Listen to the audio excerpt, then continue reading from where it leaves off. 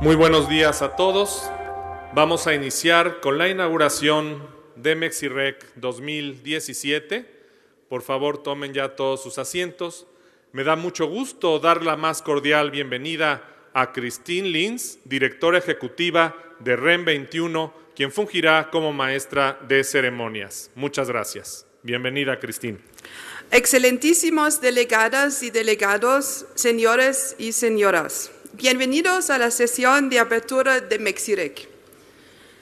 Muchos de ustedes han venido de varias partes del mundo y han logrado llegar aquí a pesar de varios huracanes en el Caribe, México y Estados Unidos. Estamos todos conscientes del devastador terremoto en el sur de México, en particular en Oaxaca y Chiapas. Expresamos nuestra solidaridad hacia el pueblo mexicano y les pido a todas las personas presentes un minuto de silencio.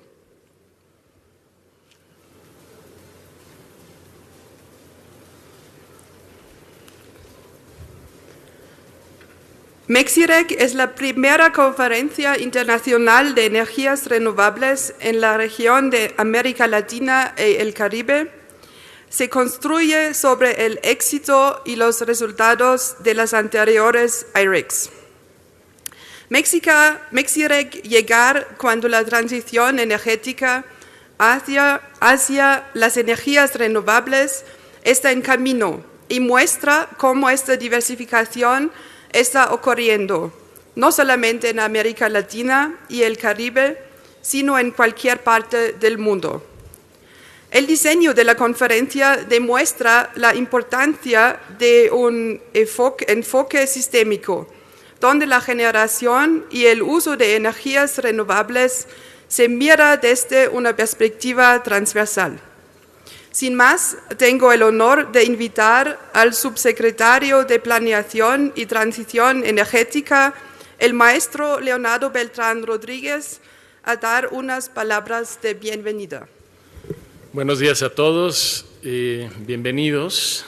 Me da mucho gusto estar aquí, es un honor y un privilegio el poder tener la oportunidad de organizar la Conferencia Internacional de Energías Renovables aquí en México.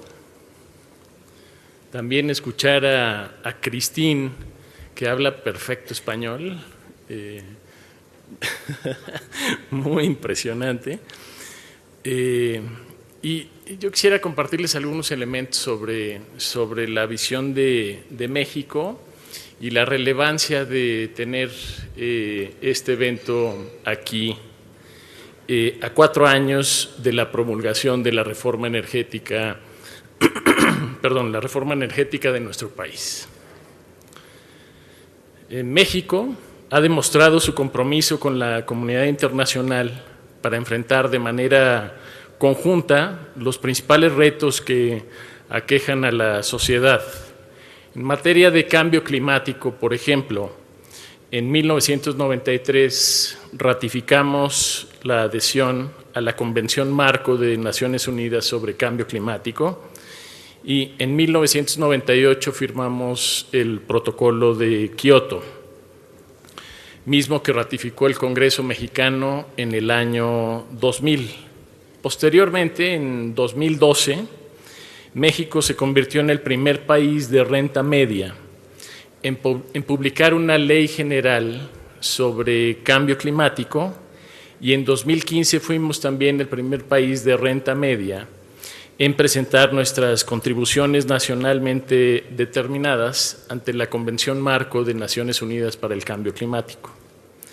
En materia de energías renovables y sustentabilidad energética, en 2008 publicamos las primeras leyes en la materia.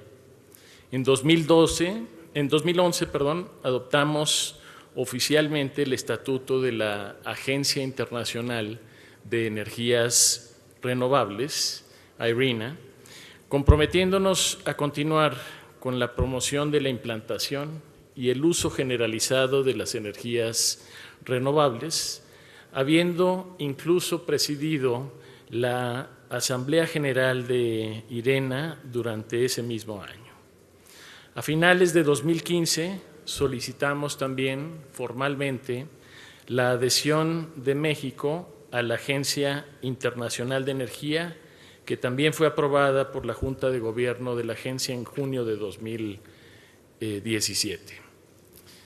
En 2015 publicamos la Ley de Transición Energética, permitiendo con ello armonizar en un solo ordenamiento legal los compromisos en materia de cambio climático y energías limpias.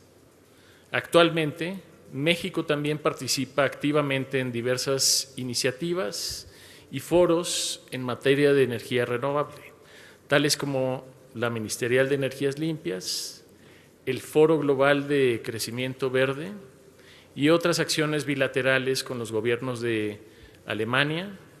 Aquí tenemos la oportunidad de contar con el secretario de Estado Backe, el subsecretario Anders de Dinamarca, con colegas de Estados Unidos, de Canadá, de Francia, de Reino Unido, Finlandia, entre otros países con los mismos objetivos. En lo que respecta a la evolución de las energías renovables a nivel internacional, con mucho entusiasmo hemos recibido las cifras reportadas en la última edición del Global Status Report de REN 21, dirigida aquí por el señor Servos y con el gran apoyo de Christine Linz.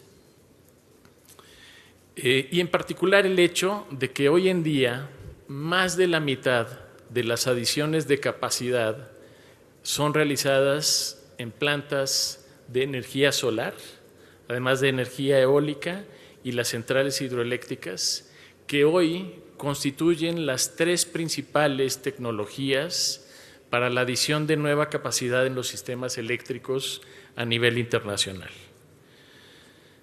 Asimismo, también dan cuenta las cifras expresadas en este reporte y estamos convencidos de que el uso de las energías renovables en nuestra matriz energética es bueno no solo para estabilizar las emisiones de gases de efecto invernadero provenientes de la quema de combustibles fósiles, y de acuerdo con el quinto informe de evaluación del Panel Intergubernamental sobre Cambio Climático de Naciones Unidas, también la principal fuente de gases de efecto invernadero a nivel mundial, sino también para promover el desarrollo económico y la equidad en los diferentes sectores de la sociedad. Estas cifras nos alientan a seguir trabajando en la implementación de la reforma energética en México, además de continuar con el intercambio de experiencias con la comunidad internacional. Nos impulsan a acelerar la transición que hemos reflejado en una visión de mediano y de largo plazo en nuestro sector energético. Hoy, México estableció su meta de alcanzar una participación de energías limpias de 35% para el 2024 y 50% para el 2050. También compartimos la visión del Global Status Report en cuanto a el desarrollo de las energías renovables. También debe impulsarse en todos los otros sectores usuarios, como el caso del transporte. Y en ese sentido, con la estrategia de transición que impulsó el Gobierno de México, con metas específicas que incluyen eficiencia energética y electrificación de la mayor parte del transporte para disminuir el consumo de energía en el sector más del 50% para el año 2050. En otras palabras, México va a estar impulsando una mejora en la intensidad energética de aquí hasta el 2050, donde el sector transporte representará la mitad de la oportunidad, pero además representará la reducción y eventual eliminación del uso de la combustión interna para el transporte. Estamos convencidos que las experiencias exitosas que a la fecha hemos logrado en México para la incorporación de más energía renovable en el sector eléctrico, por ejemplo, las subastas de largo plazo y los certificados de energía limpia que hemos impulsado desde la implantación de la reforma energética, servirán para internalizar mayores beneficios a la sociedad, pero particularmente habilitar el desarrollo del aprovechamiento de los recursos locales, impulsar tecnología, como los recursos, tecnología para el aprovechamiento de recursos geotérmicos, hídricos, cuyas características de carga base además y altos factores los hacen necesarios para poder atender entornos con una mayor penetración de energía renovable intermitente. Tengo la certeza que los temas que han sido discutidos a lo largo del día de ayer y que hoy iniciamos formalmente en los diálogos estratégicos para el futuro de la energía, contribuirán a identificar esas mejores prácticas, aprovechar las áreas de oportunidad que se han identificado regionalmente y trabajar en conjunto para acelerar la transición energética a nivel regional y a nivel global.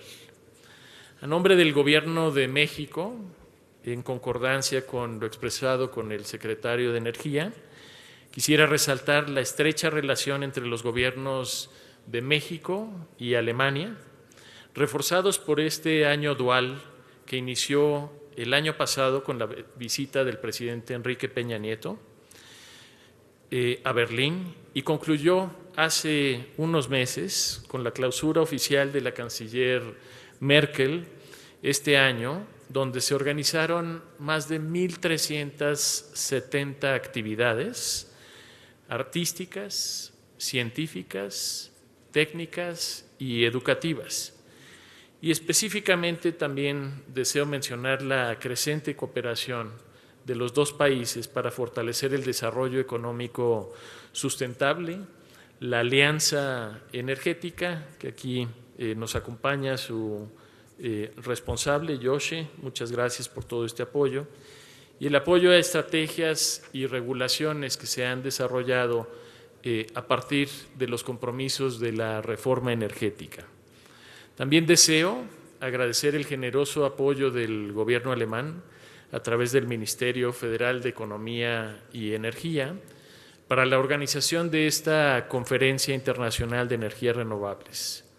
Agradezco también la participación y la extraordinaria respuesta de un gran número de expertos en política pública, líderes empresariales, académicos, estudiantes y, por supuesto, reconocer el entusiasmo y profesionalismo de nuestros aliados de REN 21, Cristín, Servos, para traer a México esta conferencia y con ella poder compartir los avances de la reforma energética impulsada en nuestro país por el presidente Enrique Peña Nieto y tener la oportunidad de juntos trabajar hacia una agenda que nos permita acelerar la transición hacia un futuro energético sustentable y benéfico para todos nosotros. Muchas gracias a todos. Les deseo mucho éxito en el inicio de Mexirec 2017. Thank you very much, Leonardo Beltrán. Effectively, Mexico's encompassing energy market reform that you have outlined and the country's impressive uptake of renewable energy make Mexico the ideal host for this International Renewable Energy Conference. And we really look forward to exciting days, and thank you and your teams for the excellent cooperation throughout the preparation process. The Bonn Renewables 2004 conference was a turning point for international cooperation to promote renewables globally. It was also the launching pad for the future IREX and the point of creation of REN 21. Since then, REN 21 has grown into an international network of over 800 renewable energy and energy efficiency experts. Many of them are here in the room, not all 800, but I see many familiar faces. And this network collects, presents reliable information, shares ideas, catalyzes action, and provides leadership to promote renewable energy. Let me invite Arturo Servos, the chair of REN21, to the stage for his opening remarks. Thank you, Christine. Excellencies, distinguished delegates, ladies and gentlemen, it is a great pleasure for me to welcome you to Mexirec on behalf of REN21. I would like to thank the government of Mexico, and most especially Minister Joaquim Goldwell, as well as Deputy Secretary for Planning and Energy Transition, Leonardo Beltran, for hosting the 7th International Renewable Energy Conference as part of DEMEX. Mexirec follows in the footsteps of Germany, China, India, the United States, the United Arab Emirates, and South Africa. Mexirec is the first International Renewable Energy Conference, IREC, in the Latin America and Caribbean region, and comes at a time when an energy transition towards renewables is well underway in many parts of the world, with record new additions of installed renewable energy capacity, rapidly falling costs, and the decoupling of economic growth and energy-related carbon dioxide emissions. When REN21 was founded in 2004, the future of renewable energy looked very different than it does today. No one imagined then that nearly 60% of newly added power capacity would be renewables-based, which is the case today. No one imagined that the tens of millions of homes and businesses would add solar power to their rooftops so rapidly. No one imagined that China would go from a minor player to a global leader in under 10 years. No one imagined that emerging economies and developing countries would attract nearly 50% of global annual renewable energy investment, totaling $250 billion by the end of 2016. Today, we can categorically state that the diffusion and uptake of renewable energies globally has outstripped all our expectations. The expansion of renewable energy technologies have been driven by a changing global policy landscape that has drawn investments and created attractive markets. Economies of scale and technology advances, in turn, have resulted in decrease in costs and fueled sustainable growth in the sector.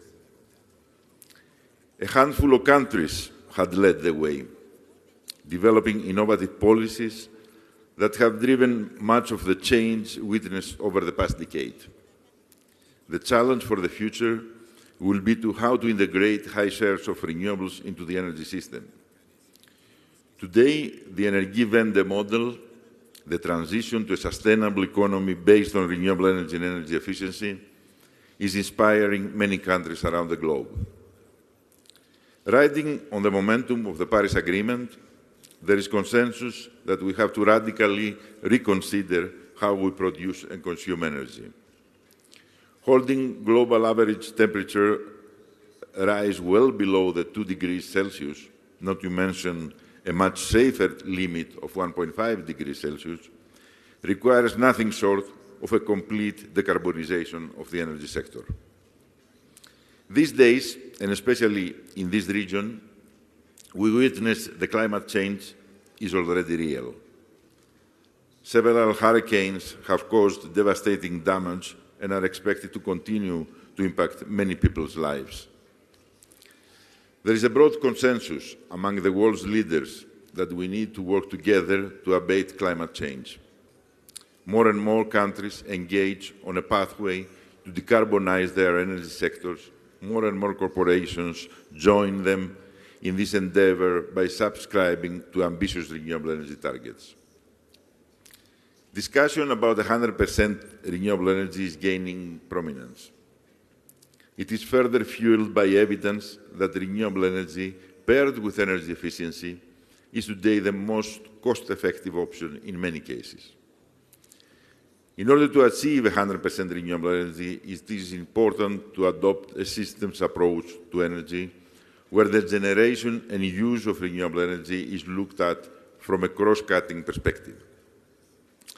This includes social participation in the form of universal energy access, socio-economic co-benefits and empowerment of marginalized social groups and local communities, supporting infrastructure such as transmission and distribution networks, balancing supply and demand measures, energy efficiency measures, and sector coupling, as well as a wide range of enabling technologies. In parallel, policy mechanisms have continued to evolve. Tenders are the most rapidly expanding form of renewable energy policy support. REN 21's Renewables 2017 Global Status Reports documents that renewable energy tenders were held in 34 countries in 2016, more than double that the year before. The design of tenders is becoming increasingly sophisticated, and in some cases also takes into account parameters such as local job creation and local economic development, better integration of variable generation in the grid, geographic distribution or promoting the diversity of factors involved, such as communities. There is research about the optimal design of tender schemes. However, little is known about how best to combine tenders with community involvement and empowerment.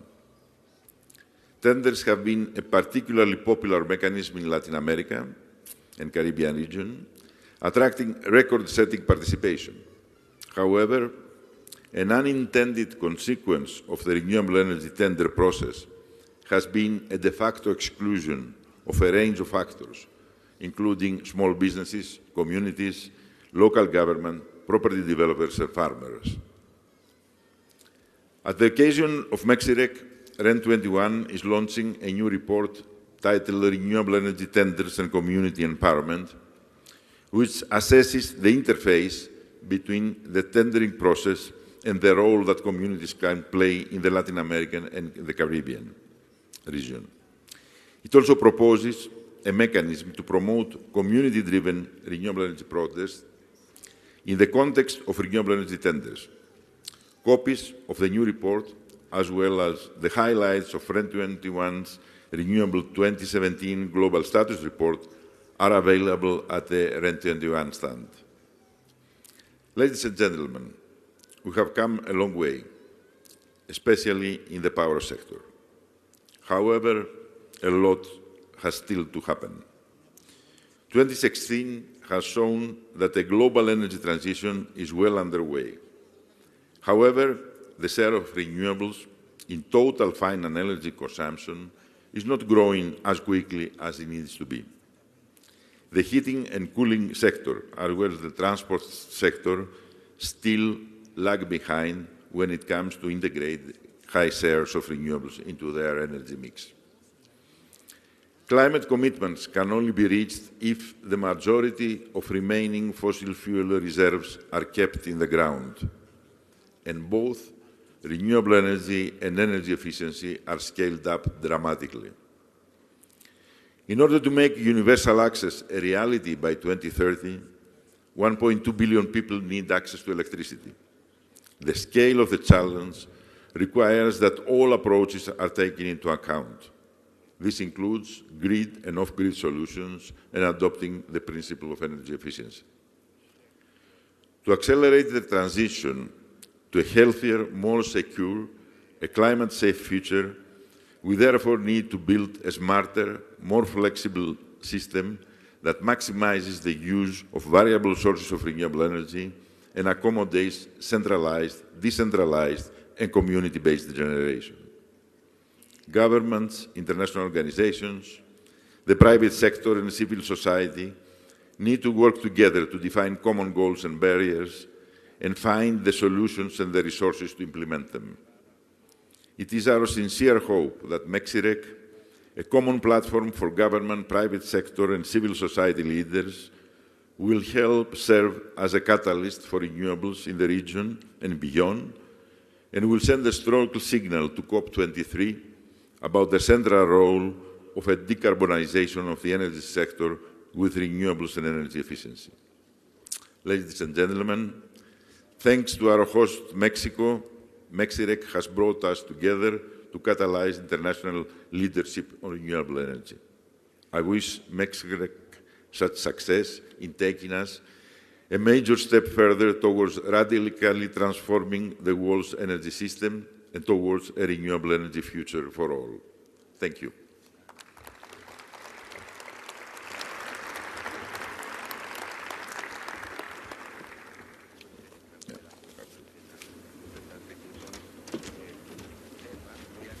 Thank you very much, Arturo Servos. Well, I think it's a fact that the IREC series would not exist without the leadership of Germany. Germany's commitment to the Energiewende, some compare its ambition and complexity to the US Man in the Moon project, is a leading example for many countries in the world. But unlike the Man in the Moon project, we know that the energy transition with renewables and energy efficiency is feasible and will happen. The question is whether it will happen quickly enough in order to reach the 1.5-degree objective.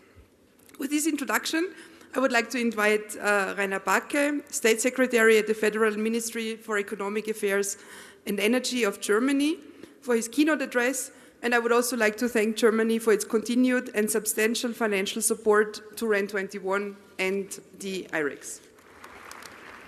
Undersecretary Bertrand, dear Leonardo, ministers, excellencies, dear Arturos, ladies and gentlemen. It is a great honor to open the 7th International Renewable Energy Conference here in Mexico together with you, Leonardo. And for the first time, this conference has come to Latin America. As we just heard, Germany hosted the first conference, the Renewables 2004, in Bonn. Since then, the world has changed dramatically, especially in the energy sector. 2 years ago, the world agreed in Paris on a very substantial climate agreement. And this sets the goal of limiting the global average temperature increase to well below 2 degrees Celsius, pursuing efforts to even limit it to 1.5 degrees.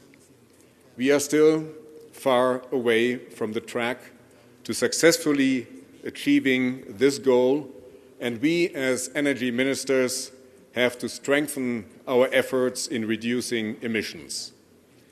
The good news is the energy transition is underway. In 2015, almost 20% of total final energy consumption was produced by renewables. In the electricity sector, the renewables share was 24.5% at the end of 2016. For the third year in a row, the global CO2 emissions from fossil fuels and industry have been stable despite a 3% growth in the global economy and increased demand for energy. This is because countries are changing their energy demand. Many countries in the world are about to transform their energy systems fundamentally. Since the energy sector is the most emission-intensive sector, this is the right first step on the way to a successful Paris Agreement. Since many years, Germany is pursuing efforts to transform its energy system. Our guiding principle is efficiency first. We will reduce our energy consumption as much as we can and generate the rest of our demand as far as possible with CO2-neutral renewable energy. Our targets, our long-term targets for 2050 are a 80 to 95% reduction of greenhouse gas emissions, at least 80% renewables in the electricity sector, 60% in total with final energy consumption, and minus 50% primary energy consumption. Already today, we generate around 35% of our electricity from renewable sources, mostly from wind and sun. We continuously see falling prices for renewable energy. Last auctions have generated prices of 4.28 euro cents per kilowatt hour for wind energy and 5.6 cents for euro cents per kilowatt hour for solar energy. We see renewable energy is ready for the market. We now have to make the markets ready for growing shares of renewables. These targets, these large shares of variable renewables require a new thinking and acting in electricity markets. With the latest revision of our electricity market law in Germany, we have responded to these challenges. We have developed an electricity market for the future with the central task of integrating renewable energy, like solar and wind, into the grid in an ever closer way, and at the same time ensuring system reliability and making it more and more environmentally friendly. The new law puts rules in place for competition between flexible supply, flexible demand, and storage. And it makes sure that electricity traders live up to their responsibility.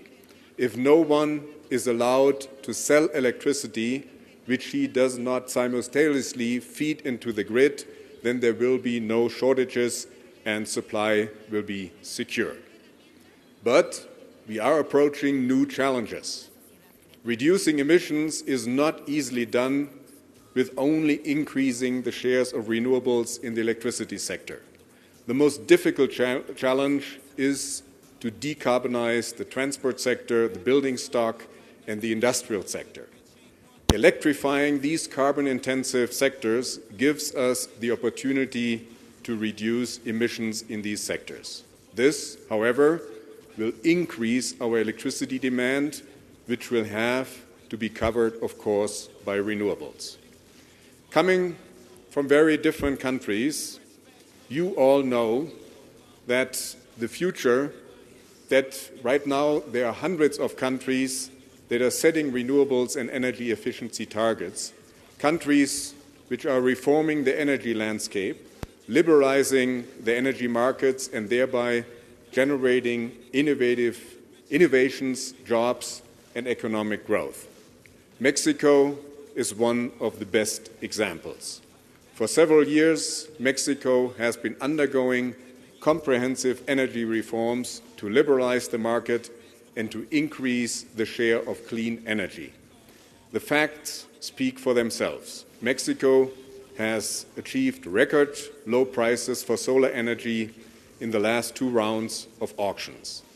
And designing auctions for renewable energy is thus a common challenge of Germany and Mexico. And I'm convinced that this is not the only topic which our countries can learn from each other. Our joint energy partnership addresses these questions and seeks to facilitate an intensive energy dialogue between our 2 countries. Being in the middle of the energy transition, Mexico is the perfect location to host this International Renewable Energy Conference. The Mexirec and the whole DEMEX week will be a great platform for exchange, for learning from each other, and certainly will bring us to the conclusion the energy transition is no maverick. It is a global movement that will become much easier to realize and to complete if we as countries collaborate closely. In this regard, I wish you and all of us very fruitful, sometimes controversial, and very inspiring discussion here at the Mexirec. Thank you very much. Thank you very much, State Secretary Backe. Well, ladies and gentlemen, as it has been the practice with all the international renewable energy conferences, Mexirec also aspires to adopt a declaration at the closing session. in order to convey the ambition that was collectively raised here. Work on this declaration has been ongoing, and delegations have been and will be made aware of it through both CENER and REN21 channels. And I would like to take this opportunity to introduce Ambassador Irene Gina-Reichel, Vice Chair of REN21, who is acting as a facilitator for the Mexirec declaration. So she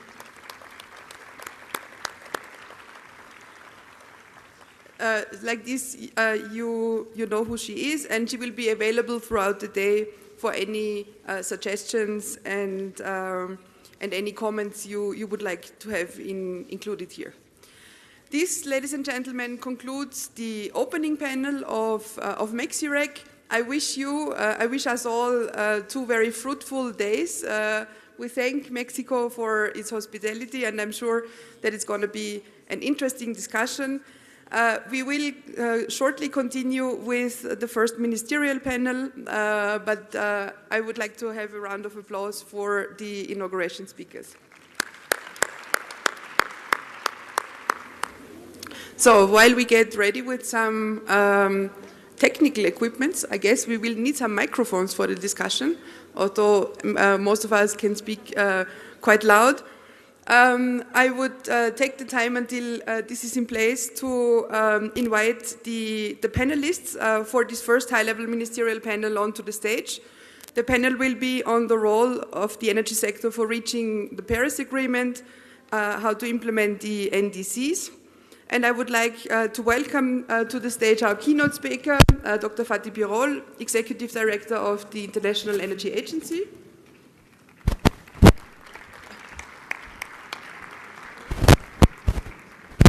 Mr. Rainer Backe is already with us. I would like to invite Mr. Li Yong, Director General of UNIDO. Li Yong? Okay, colleagues, I'm sure will get him to us. I would like to invite Anders Hoffmann, the Deputy Permanent Secretary of Denmark, to the stage. And last but not least, Mr. Luis Roberto Reyes, the Executive Secretary of the Consejo Nacional de Energía of El Salvador.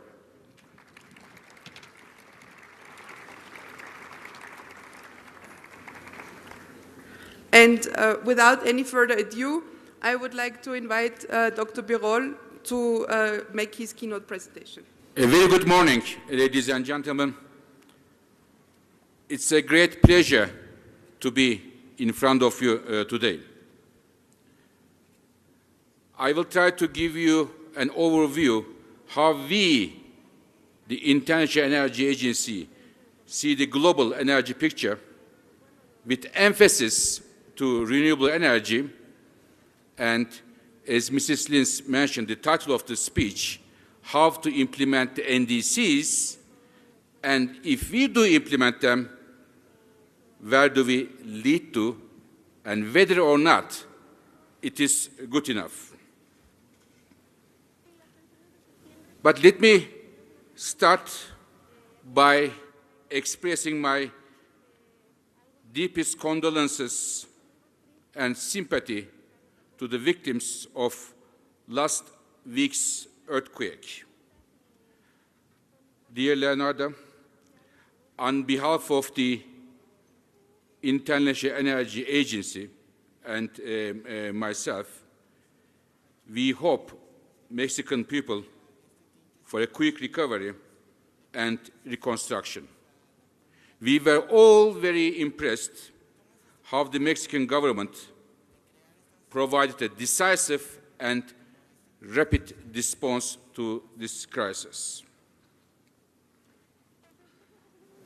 Notwithstanding with this terrible event, again, it's a privilege to be in Mexico City once again.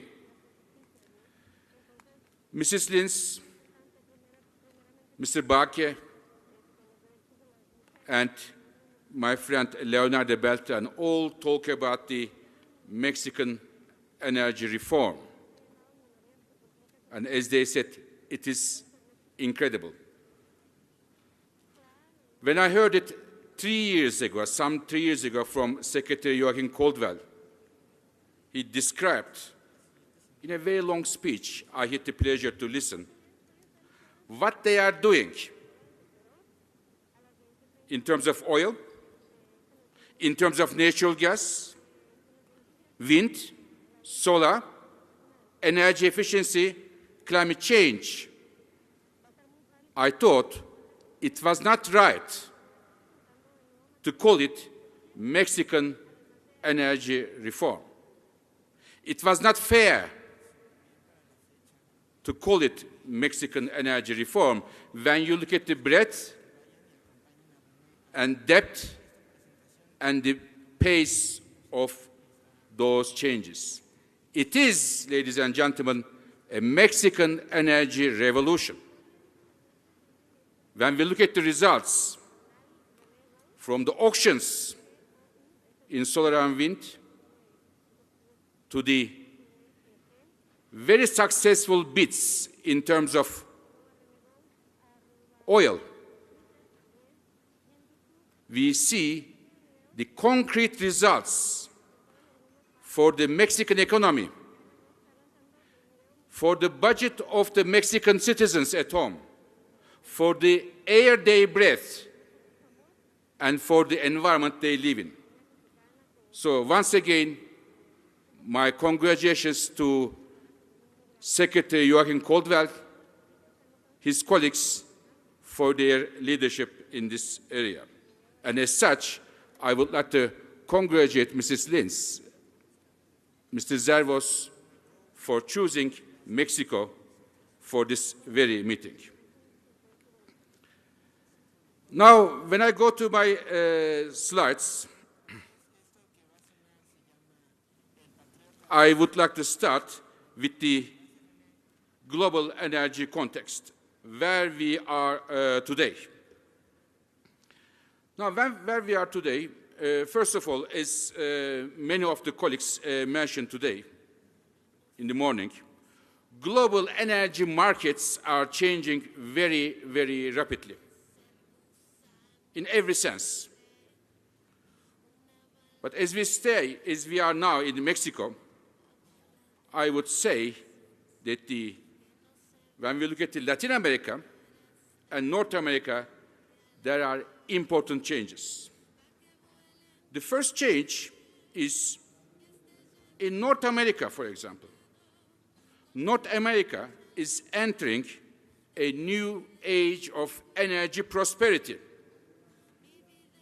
Canada, United States, and Mexico, both increasing their domestic production, oil and gas, US becoming a net gas exporter, but at the same time, huge support for renewable energy, for example, here in Mexico.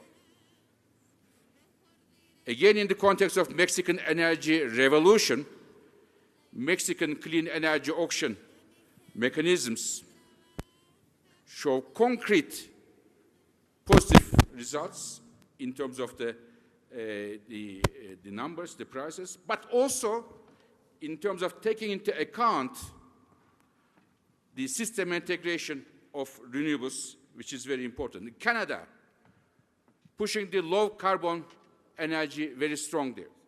United States, still being the second largest renewable energy market, and hope that it will stay like that many years to come. Renewable energies are breaking records every year, and we see two types of records in opposite directions. One record going up, which is the volumes, gigawatts, contributing to the networks, that type of records, and the second record going down, which is the cost going down type of records, both for solar and wind. Electric cars, sales are increasing exponentially. Last year, we reached the 2 million electric cars benchmark for the first time. And this year, the first numbers we receive are also very, very impressive. These are all good news, ladies and gentlemen, but I have 3 buts.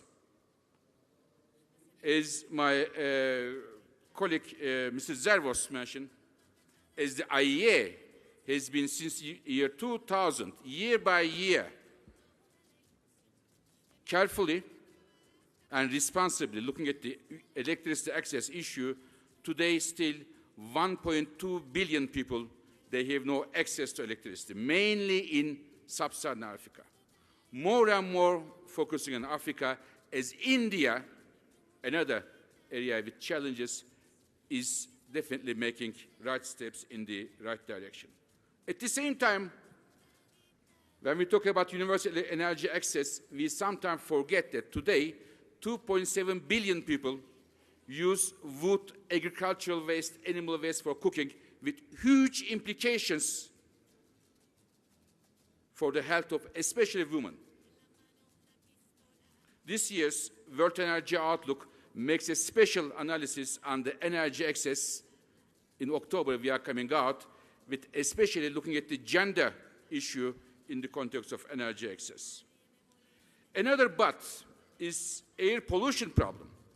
Yes, climate change is a big problem, the defining challenge of our times. But there is another environmental problem, ladies and gentlemen, which is the local pollution.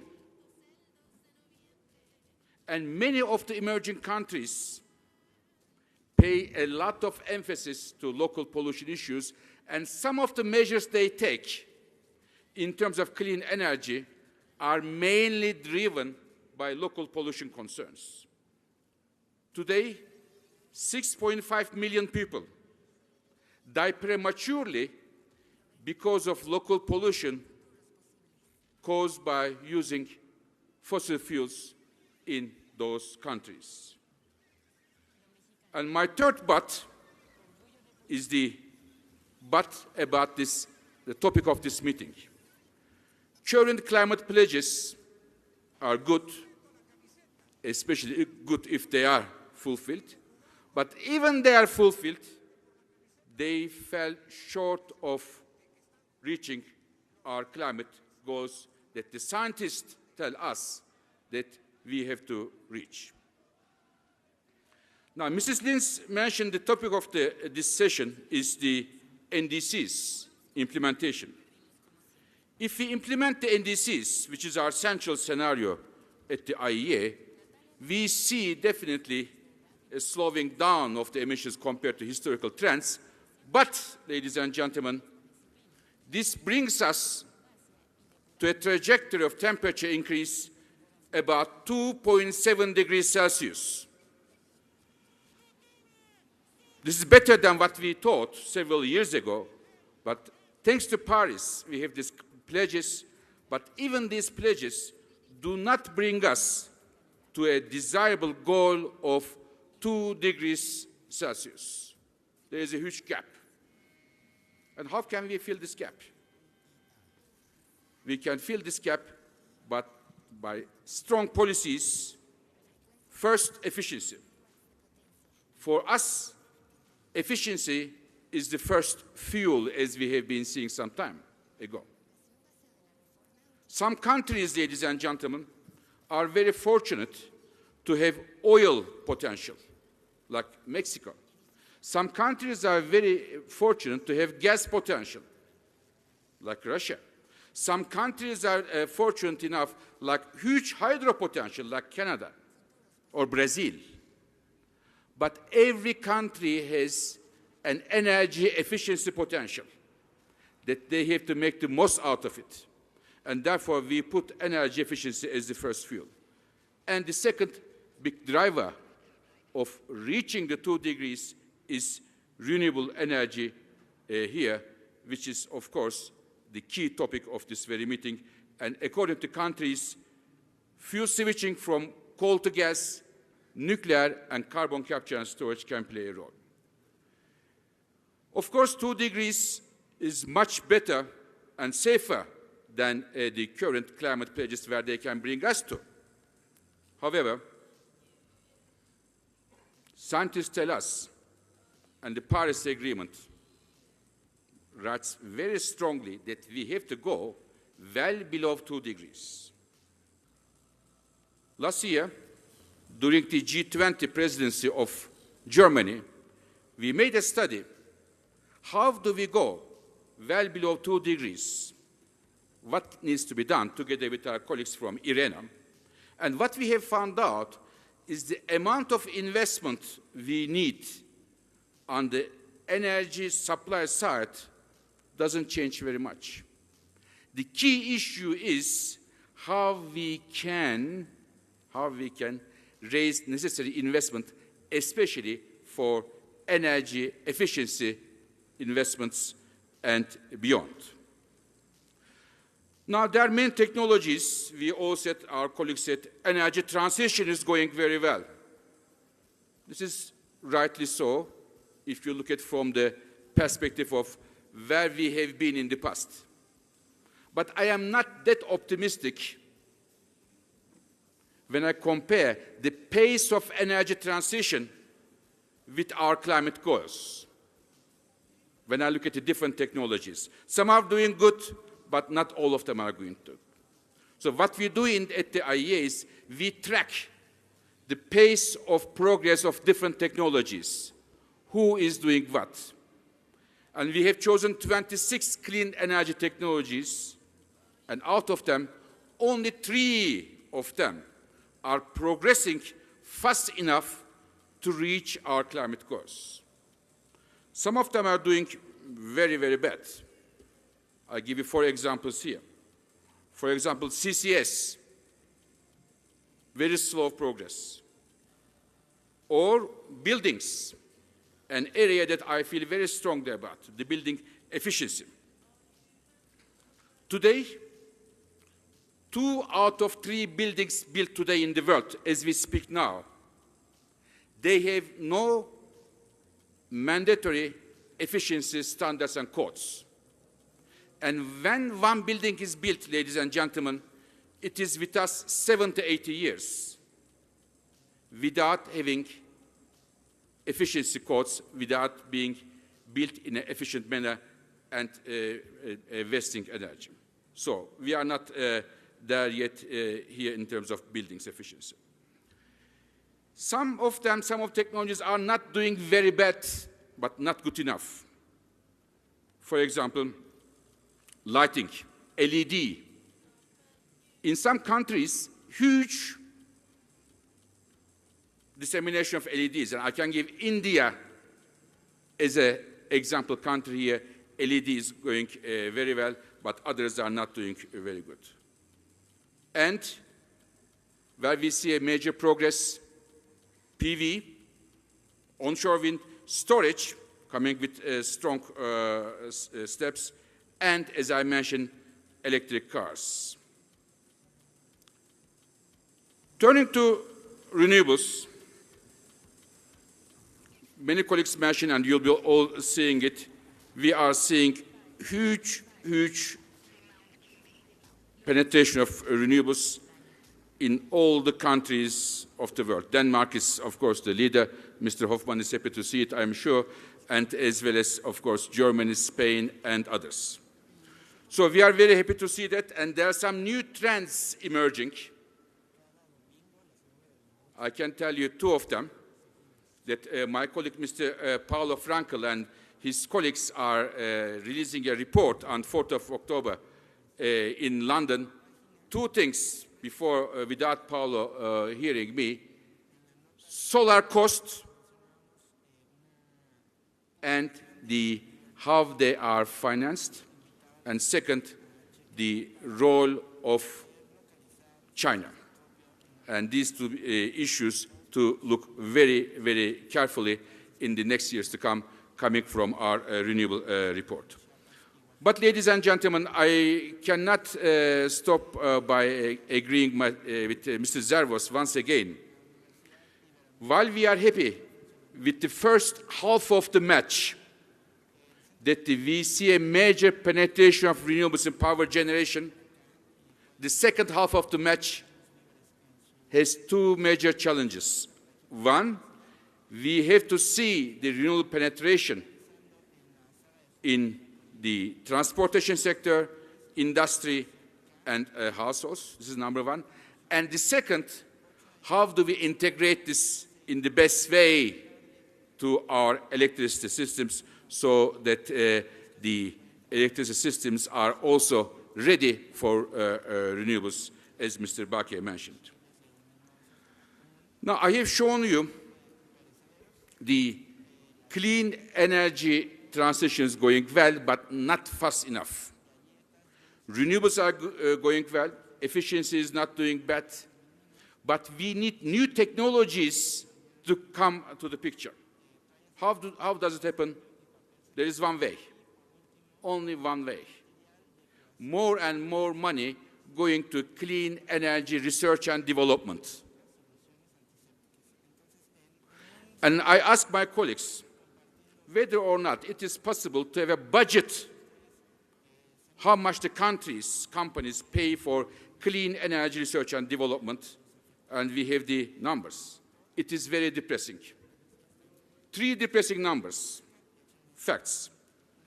This is the global R&D spent on clean energy, both from companies and public money. First of all, first depressing thing is that since almost 3-4 years, they stay at a very low level, about $37 billion US. It's peanuts. Second, to my surprise, perhaps many of you are not surprised, but I am surprised, that the bulk of the clean energy R&D comes from public and very small amount comes from the private sector. I would have thought, listening to many industry executives' statements, I would have thought that the R&D from private sector would have been higher. And the third surprise, at least for me, again, because I wasn't aware of these numbers, is that this number is so small that if you add the total R&D budget of top 3 IT companies in the world, it is higher than all the world's spent R&D and clean energy by companies and the governments put together. Very, very small. And without this R&D and clean energy, it will be very difficult to see breakthroughs.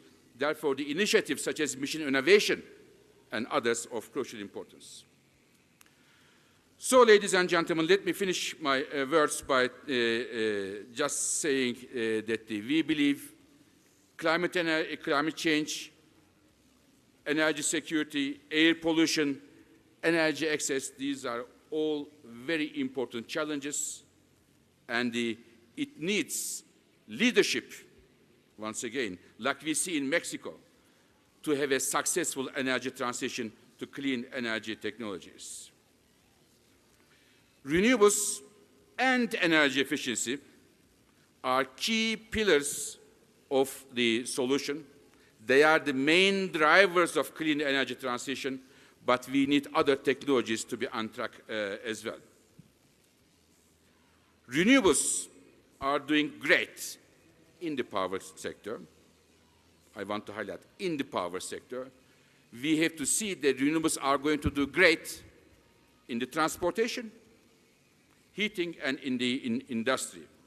Plus, we have to integrate the renewables in the power system in the most economic and in the most secure way. The IEA has opened doors to all emerging countries. We have now 6 major associate member countries, including China, India, Indonesia, Singapore, Morocco. They are all on board. So we are working with those countries for renewable energy and energy efficiency to help to implement their NDCs and going beyond. And finally, as International Energy Agency, we commend once again the Mexican government under the leadership of Joaquin Caldwell for the energy sector reforms. My colleagues wrote that I would have changed it if I look at it carefully, energy sector revolution in Mexico, and we look forward to have Mexico very soon as the 30th member of the International Energy Agency. Many thanks for your attention. Thank you. Yeah. For effectively also not only pointing out what goes right in this energy transition, but also where the bottlenecks are and what needs to happen to really speed it up. Let me turn now to Anders Hoffmann, Deputy Permanent Secretary of Denmark.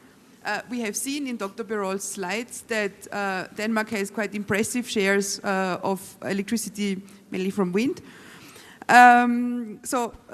Maybe you can share with us what Denmark's experience has been in increasing the share of renewables and how you see that the Danish model can be served as an example for others in the world. Well, thank you, and first of all, thank you for inviting me and allowing to come some comments on that. And of course, thank you for showing the graph. That actually makes the audience want to hear what I'm about to say. That was very nice of you. I think just before I start with the market, I think it's just very important to stress that Denmark are a very strong supporter of the Paris Agreement, and we are doing everything we can in order to fulfill that, and we feel a very strong commitment towards it. But let's get back to the question. I think the Danish policies for energy started with the oil crisis in the early 70s. It was clear that Denmark did not have a sustainable model. We had 90% of our energy was imported oil. So we needed to do something. And I think what we did was based on three main pillars. First of all, there was a general political consensus across all parties in government that we needed to change the energy model of Denmark. So you had very strong political commitment and you could do long-term planning. So even though the government might shift, everybody knew that the commitment towards the goals were equal across the political parties. So the first one was clearly political. The second one, which is sometimes underrated, but both gentlemen sort of alluded to that, is actually technical. It's hard work to get wind power into the market. I mean, the wind blows sometimes and it doesn't blow other times. So this whole flexible, dynamic model really had to be worked on. And it took quite a lot of years to get the flexible power plants in there, to get the right model in that. So I think there's a lot of learning in that experience, which is clearly something that we can share with other countries. And we clearly see now it's very much the basis also what's going on in the EU with the internal energy market, which Rainer Barker also mentioned. So this whole notion about how do you actually create a market was very important. And also in the technical part, we have done a lot of economic modeling, future forecast. All of that was actually also very important to create the political commitment. So there's a lot of technical stuff going in there. And thirdly, I think we've been quite lucky that we had a very strong industry base. I mean, Vestas is just outside, so there's a lot of Danish companies that can actually supply the materials and the technology we needed. So just sort of, I know it was a question about the past, but also just to look into the future. I mean, Denmark, we have a strong commitment of being fossil-free in 2050. So currently, we are actually trying to develop the policy package, which would take us to 2030, where we will have the target of 50% fossil-free energy. And I think it's quite interesting to see in that package we're clearly changing some of the ways we have been doing policy. So there's going to be much more integration of the market, much more interconnectors to other countries. We really need that in order to have a higher share of renewable energy. And we also see much more market in it. So currently we have a lot of subsidies for various technologies, but we're moving, as in Mexico, to much more technology neutral, much more using the market, clearly because the prices are going down. So I think a political, a technical, and then industry, those would be the three main lessons, and I think could be used for other countries. So energy transition, not only good for the climate, but also good for the economy. Definitely. I mean, we have doubled GDP since the mid-70s, and we haven't used any more energy. So since the 90s, we have clearly decoupled energy use and GDP growth. So I think this whole thing, you can actually double GDP without spending more energy. I think that if somebody want to take something back home, I think that would be my key message. That's possible. Thank you very much. Let me turn to Luis Roberto Reyes, who is the Executive Secretary of the Consejo Nacional de Energía of El Salvador. Well, effectively, as one of the most vulnerable countries to climate change, El Salvador incorporated climate change adaptation measures as key priorities in the NDC. Can you share with us your expectations, how you think the energy sector will contribute to reaching El Salvador's climate commitments? Muchas gracias. Disculpen, voy a responder en español.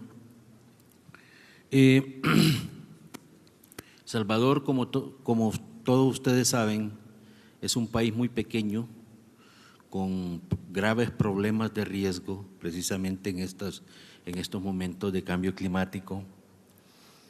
Y en el Ministerio de Medio Ambiente empezamos a trabajar en forma conjunta para definir cuáles iban a ser nuestras contribuciones para el cambio climático, nuestras contribuciones nacionalmente determinadas. Y vimos y hemos peleado tanto en todas las COP, porque debemos de apresurar y seguir exigiendo las medidas de adaptación. Nosotros en El Salvador estamos seguros que muchos de nuestros países necesitan una gran cantidad de financiamiento en medidas de adaptación. Sin embargo, vimos también que en El Salvador más del 50% de nuestras emisiones de gases de efecto invernadero provienen del sector de energía. Entonces, en el Consejo Nacional de Energía comenzamos a trabajar fuertemente para poder definir cuáles iban a ser nuestros principales aportes, y definimos básicamente tres aspectos que probablemente algunos de ellos vamos a tener algunos nuevos, pero que no quisimos comprometerlos porque todavía tenemos que buscar algunas acciones de financiamiento. Las principales acciones son precisamente en energía, en la generación con energía renovable. Hemos definido que vamos a incrementar el 30% de nuestra generación eléctrica con plantas de energía renovable. Y al mismo tiempo pusimos una meta de disminuir el 46% de nuestras emisiones de gases de efecto invernadero. Puede parecer demasiado agresivo, demasiado riesgoso. Sin embargo, esto lo logramos identificar básicamente con algunas acciones que ya hemos comenzado. En primer lugar, en el tema del crecimiento de la energía renovable, hicimos 4 licitaciones en las cuales 3 de ellas eran exclusivamente para energías renovables no convencionales: fotovoltaica, eólica, biogás, pequeñas centrales hidráulicas. En estas 3 licitaciones logramos adjudicar alrededor de 200 megavatios. Estamos hablando de El Salvador, que nuestra máxima demanda anda alrededor de 1.100 megavatios. 270 megavatios, de los cuales ya en abril comenzamos con la primera, que en estos momentos en Centroamérica es la más grande planta fotovoltaica de Centroamérica, una planta de 101 megavatios. Y esta misma empresa, porque fueron licitaciones públicas para empresas privadas, esta misma empresa ganó 120 megavatios en la segunda licitación, en donde nos acercamos un poco al precio obtenido en México. Tuvimos un precio de 49.8 dólares por megavatio, lo cual para nosotros es muy favorable. Pero además se adjudicaron proyectos en plantas eólicas, y por otro lado el tema de los gases de efecto invernadero lo resolvimos también, porque hicimos una licitación de 380 megavatios, que representa más del 30% de nuestra demanda, en donde necesitábamos plantas con potencia firme, pero por decisión decidimos no aceptar plantas ni de búnker, full oil, ni de diésel. Esto por supuesto que generó bastante complicaciones en el momento, pero finalmente logramos adjudicar la licitación de 380 megavatios con una planta de gas natural que está ahora en el proceso de construirse. Esta planta nos va a garantizar la potencia firme y vamos a seguir creciendo en energía renovable variable.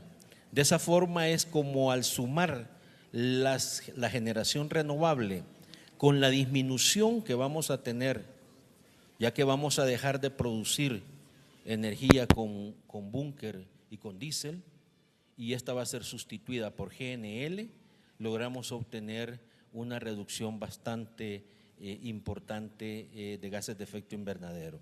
Y finalmente, para no tomarme mucho tiempo, quisiera también comentar que el otro componente importante es que definimos que vamos a reducir 28%, entre 28 y 30% de emisión de gases de efecto invernadero por el consumo de energía en el sector público.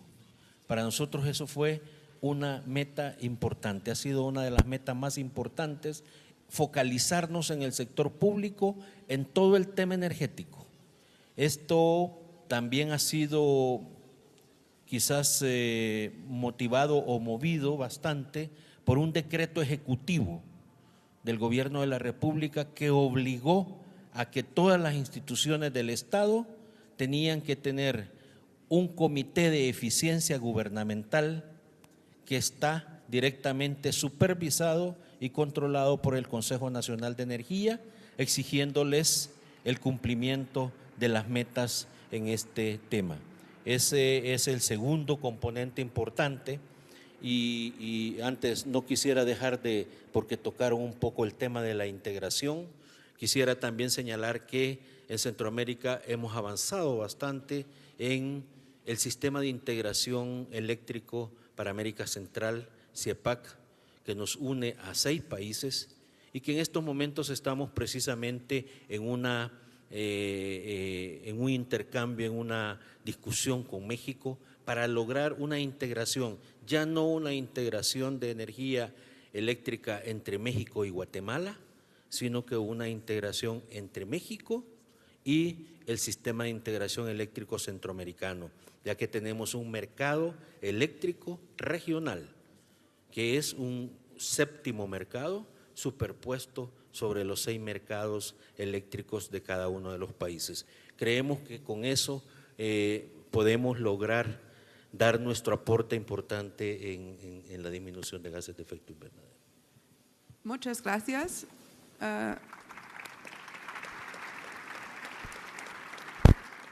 For not only highlighting the commitments of El Salvador, but also putting the cursor on the importance of integration of markets. Well, let me now turn to Rainer Backe. Effectively, the German word Energiewende has made it in the vocabulary also of the non-native speakers. And it was, of course, first used, a term used by Germany, really as a symbol for its successful energy transition. So what would you think, based on the German experience, what can we use in order to advance the global energy transition? What can we learn and how can we advance the development? As Dr. Birol has mentioned, we are doing good, but we are not doing we are not quick enough to advance. Well, why do we have a climate problem? We have a climate problem because we burn oil, coal, and gas to produce electricity. We burn fossil fuels to move our cars and our trucks. And we burn fossil fuels to heat our houses. And to protect the climate and to reach the Paris Agreement means that step by step we refrain from doing so. Now, if we look at the power sector, over the last 15, 20 years, we have seen a revolution. We have seen this revolution because some countries were willing to pay for the learning curve, so that today, here in Mexico and in other parts of the world, when we do auctions, we see that renewables are actually cheaper than conventional sources. So, on the one hand, the power sector is responsible for the highest share of emissions, but on the other hand, I'm convinced the power sector is key to fulfilling the promise of Paris of decarbonization. And what we have learned in Germany is that in order to mobilize these enormous amount of money that we need for this transition in the next decades, we need, first of all, very clear long-term targets. You're only going to see investors putting their money into the decarbonization of the different sectors if they believe you as a country are serious about meeting these targets and you do the necessary steps in order to meet them. Second of all, of course, you need a strategy. And what I just said about the power sector, I think I could sum it up by saying, in the power sector, we do have the technologies now to decarbonize this sector. We should do, first of all, refrain from investments into new fossil generators because they usually have a lifespan of 40 or 50 years and they will end up to be stranded investments. So we need a shift in paradigm. The new priority must be efficiency and must be, in my view, renewables. But the power sector that is going to be step-by-step transformed into the direction of decarbonization will be key for decarbonizing the other sectors. Because what are the alternatives in the power sector, in the industrial sector, in the heating sector? I think, number one, the answer always should be efficiency, efficiency first. Second of all, we should use as much renewable sources, for example, biomass in the transport sector as possible, or solar for heating our houses and warm water. But at the end, if we want to decarbonize the other sectors, it will go via the power sector. It will be electricity that is going to move our cars, and it will be electricity in insulated houses with the technologies like heat pumps, for example, that will produce the necessary carbon-free energy that the other sectors need. So this is what we call sector coupling. The power sector is going to be key for decarbonizing the other sectors and thereby fulfilling the Paris Agreement. And if we do this right, we make out of this incredible transformation an economic success story. I think this is absolutely key. And this is maybe the biggest change between the times when we negotiated the Kyoto Protocol to today.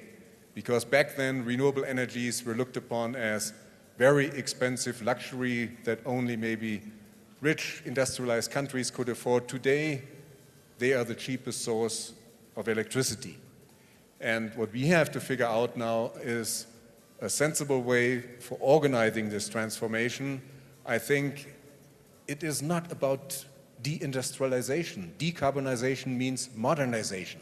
Just imagine a world where the electricity that you consume does not come from fossil fuels anymore, where the cars that you drive will not run with diesel and with gasoline, where the heating of the houses will not come from oil heating system or gas systems. It's going to be a very different world. In my eyes, a much more modern world.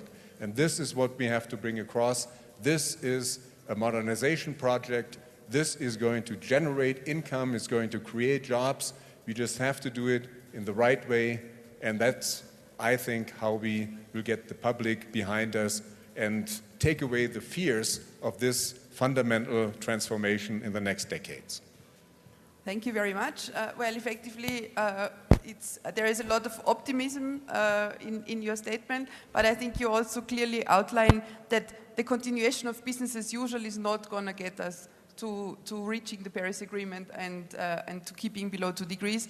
And I think the focus on the long-term commitments and on the strategies is also something that brings us together here, because we see that effectively Mexico has engaged in a long-term strategy, and many other countries have, and so this is what we have to pursue even further.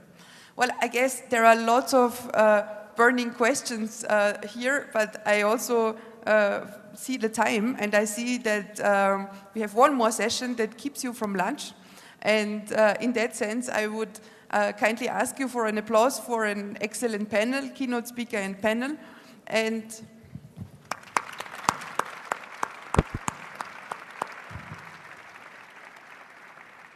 And I kindly invite you to stay with us for the high-level panel 2, which is on energy transition with renewables globally and in Latin America and the Caribbean, different pathways, shared goals. And I invite Leonardo Beltran, who is going to be the moderator of this panel, to come to the stage and introduce his panel. Thank you very much.